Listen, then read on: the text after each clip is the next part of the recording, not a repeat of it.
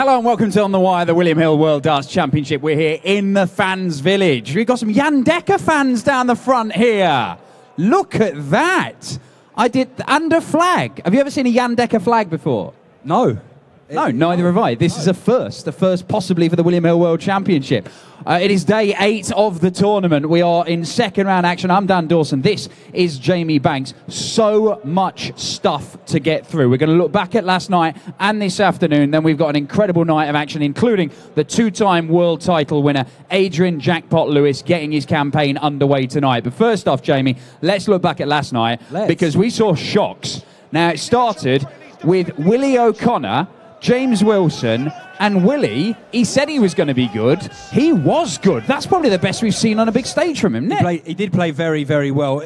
Not quite as big a shock as we'd go on to see, but a good performance from Willie.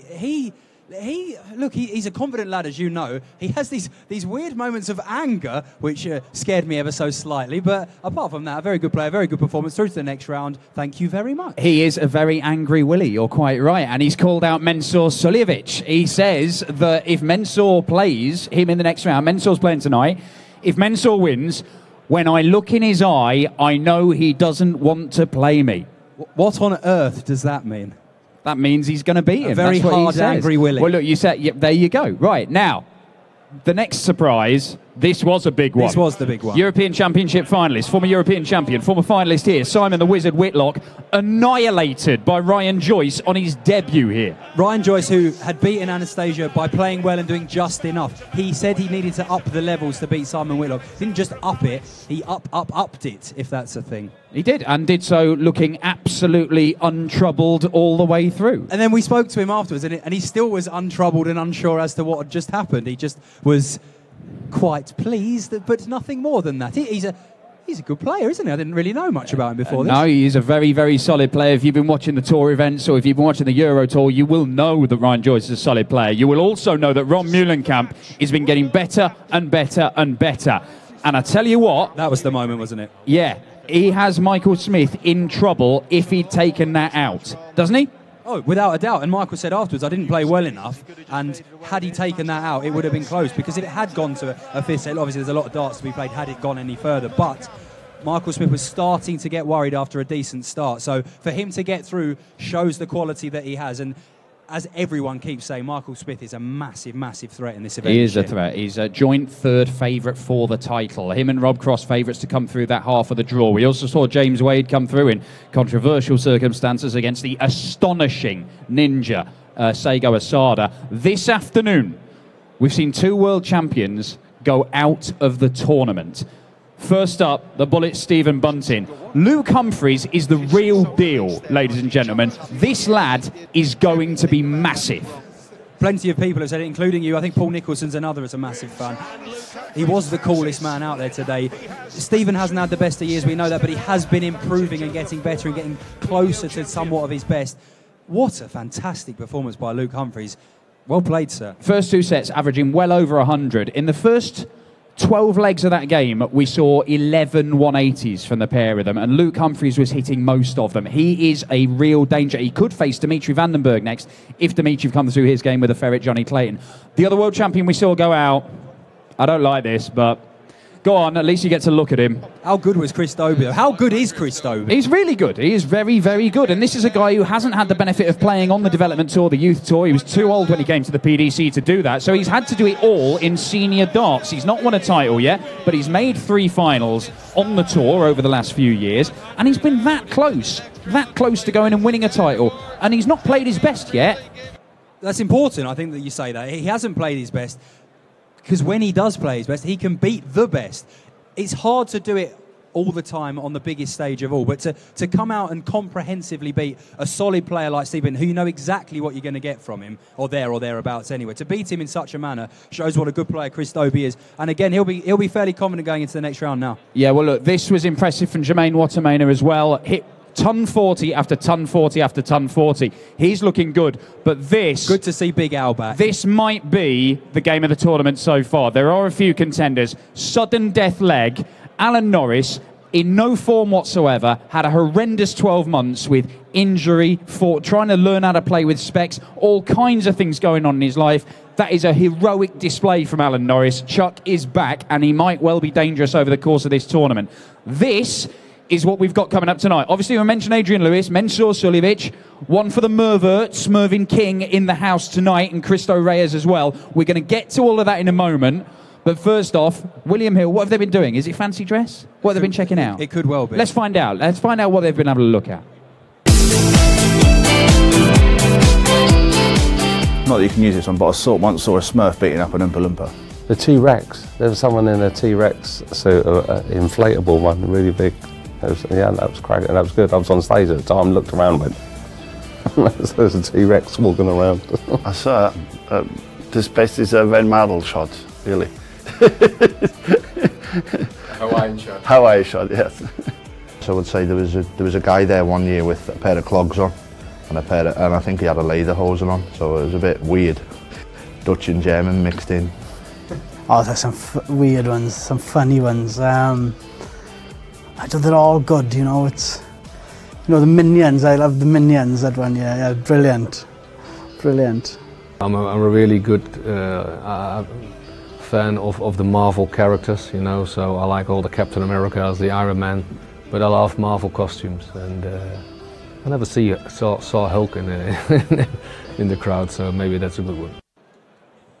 Never seen a Hulk in the crowd. And nothing quite like putting darts players on the spot, eh? Indeed. I like them all. They're all good. Yeah, yeah. Have we seen? Are there any Johnny Clayton fans here? Has anybody come dressed as a ferret? I've never seen it. I saw a giraffe the other day. Yeah? The giraffe was. Oh, the giraffes were good, actually. Yeah, the giraffes were good. Right. One of the games we've been playing here, Max Hip Hop. We get a player rapping about another player. You get a player. I get a player, yes. Now, this time, because people don't really want to get up here with us two idiots, we put it out. We got tickets for tomorrow night. We've put it out on Twitter. This is what MC Big Dev was rapping about. Fake records. My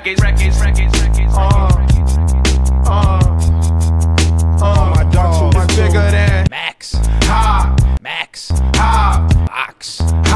He was the captain of his World Cup team, and when he's on stage, he'll shout and scream. Before he played darts, he played a different game. And guess what? He even stole Alan Warren's name. Bigger than Max.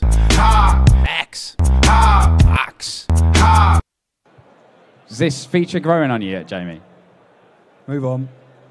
No, it's not, it would appear. But look, 2 tickets for tomorrow night, and they will put it on Twitter. We're going to play more games. So if you follow on Twitter, various other social medias, there's stuff you can win. All of the social. Maybe you've got a MySpace. Maybe you have. You are still my top friend on MySpace. Am I? My only friend on MySpace. And in real life. But Jaden Christie is the winner of that one. So look, they'll be winging their way, and I think Jaden's local as well. So hopefully we will see him here tomorrow night. Yes. But the answer, do you want to know the answer? Oh, I'd like to know. Yeah? Everybody else, then we know what he was rapping about there. The Yandecker fans in. No, clueless. They've just lost interest. Let's find out. Fake records. My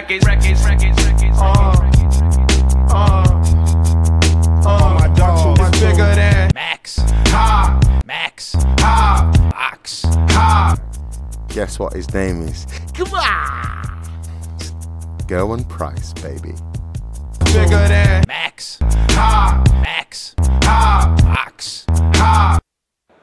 Come on! That's very good. Gerwin Price, baby, in the words of Devon Smith. Yeah, you'll see the Welsh #1 in action tomorrow night, I believe. One of the favourites to come through that half of the draw. Now, tonight, we've got Adrian Lewis. I know he's the big draw, but do not overlook the young man he is facing. 21 years old, youngest player in the tournament, Ted Evetts. Now, he was the youngest tour card holder for a while. He had a tour card when he was only 17. He's been doing well on the development tour, playing on the challenge tour, won his first game here at the William Hill World Championship to set up this clash with Jackpot, and we've been finding out a little bit more about him.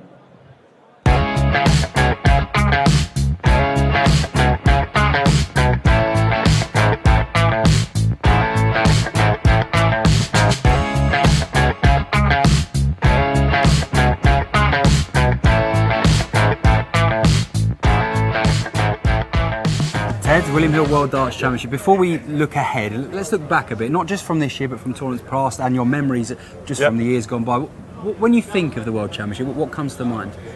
It's the big one. It's the one where you want to go and play your best darts and show everyone what you can do. How big have the last couple of years been? You've obviously been on some big stages in that time. Is this the sort of defining moments of your career coming up, do you think?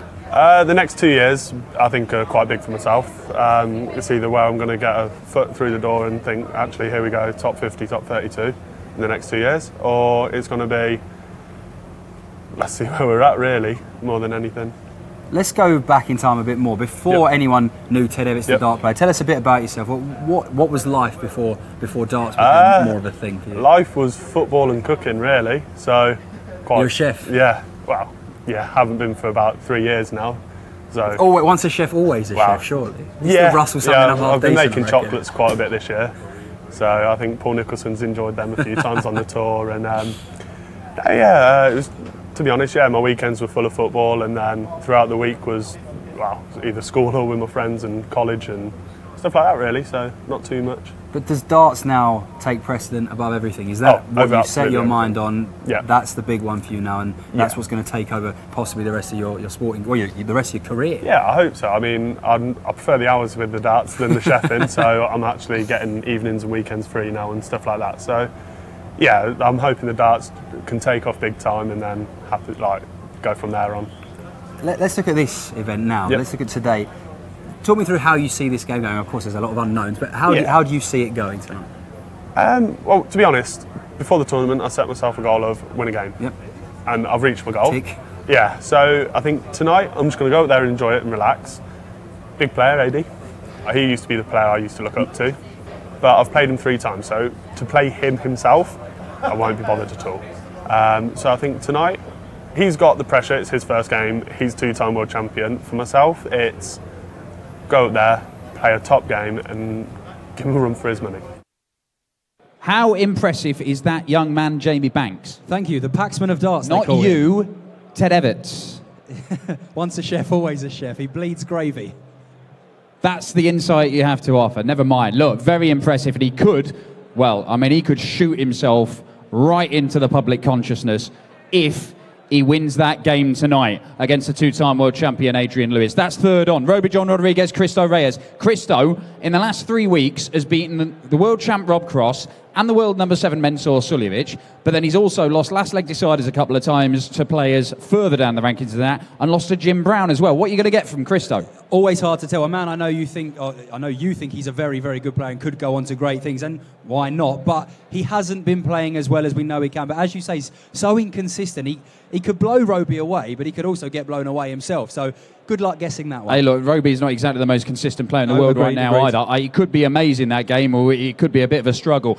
Jan Dekker. There we go. We've got at least one Jan Dekker fan in the house against Mervyn King. Mervyn King won a title a few months ago. Hasn't really done a great deal since. But that's the quarter of the draw where it's all opened up. No Peter Wright, no Joe Cullen. And that possibly will affect performances, I think. They are all looking at it going, hold on a minute, I've got a big chance here. We have seen in previous years players coming through quarters and almost sort of without people noticing, making it to quarters, semi-finals. They're all looking at this thinking, hold on, this could be my year. So it depends how they deal with the pressure, I suppose, is the best way of looking at it. Well, look, then we've got the Super Ted jackpot game, and then that final one of the night, Ryan Searle, the man from out in the West Country.